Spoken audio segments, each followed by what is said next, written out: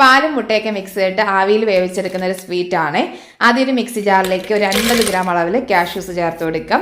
ഇനി പഞ്ചസാര ഒരു 6 ടേബിൾ സ്പൂൺ എടുത്തിട്ടുണ്ട്. കൂടി തന്നെ നല്ലൊരു ഫ്ലേവറിനായിട്ട് നമ്മൾ മുട്ടയൊക്കെ ചേർത്ത് ചെയ്യുന്നതുകൊണ്ട് ബാഡ് സ്മെല്ലൊന്ന് മാറാനായിട്ട് കുറച്ച് അധികമായിട്ട് ഏലക്ക എടുത്തിട്ടുണ്ട്. ഇത് മൂന്നും നല്ല രീതിയിൽ ഒന്ന് പൊടിച്ചെടുക്കാം. ഇനി ഇതിലേക്ക് മുട്ട ഒരു 5 മുട്ടയും കൂടി ചേർത്തിട്ട് നന്നായിട്ടൊന്ന് ബ്ലെൻഡ് ചെയ്തെടുക്കണം കേട്ടോ. എന്നിട്ട് അരിച്ചു മാറ്റാം. ഒട്ടും തന്നെ കൊത്തും കാര്യങ്ങളൊന്നും ഇല്ലാതെ ഒന്ന് അരിച്ചെടുക്കണേ. എന്നിട്ട് നമ്മളിതിലേക്ക് പാലാണ് കേട്ടോ ചേർത്ത് മിക്സ് ചെയ്തെടുക്കുന്നത്. ഒരു 350 ml അളവിൽ പാലെടുത്തിട്ടുണ്ട്. അപ്പോൾ ഈ ഒരു പാലും കൂടി ചേർത്തൊന്ന് മിക്സ് ചെയ്തെടുത്തിട്ട് നമുക്ക് ഇതൊന്ന് വേവിച്ചെടുക്കാം. അപ്പോൾ ഞാനിവിടെ ഒരു കേക്ക് ടിൻ എടുത്തിട്ടുണ്ട്. സ്റ്റീൽ ട്രേയോ പ്ലേറ്റോ അങ്ങനെ എന്തെങ്കിലും എടുത്താലും മതിയേ. ഇതുപോലെ ഒന്നെങ്കിലും ബട്ടർ പേപ്പർ കൊടുക്കുക, അല്ലെങ്കിൽ നെയ്യ് ഒന്ന് സ്പ്രെഡ് ചെയ്തെടുത്താലും മതി കേട്ടോ. അപ്പോൾ ഒന്ന് സൈഡും കൂടി കവർ ചെയ്ത് വരുന്ന രീതിയിൽ ചെയ്തെടുക്കണേ. എന്നിട്ട് ഈ ഒരു മിക്സ് ഒഴിച്ചു കൊടുക്കുന്നുണ്ട്. ടോപ്പും കൂടി ഒന്ന് കവർ ചെയ്തെടുക്കണേ. റാപ്പോ അല്ലെങ്കിൽ ഫോയിൽ ഷീറ്റോ കൊണ്ടൊന്ന് കവർ ചെയ്തെടുത്തിട്ട് ഒരു പാനിലേക്ക് കുറച്ച് വെള്ളം ഒഴിച്ചു കൊടുക്കാം. സെൻറ്ററിലേക്ക് റിങ്ങോ ഒരു സ്റ്റാൻഡോ ഇറക്കി വെച്ചിട്ട് അതിൻ്റെ ടോപ്പിലേക്കാണ് കേട്ടോ നമ്മൾ ഈ ഒരു മിക്സ് കൊടുക്കുന്നത്.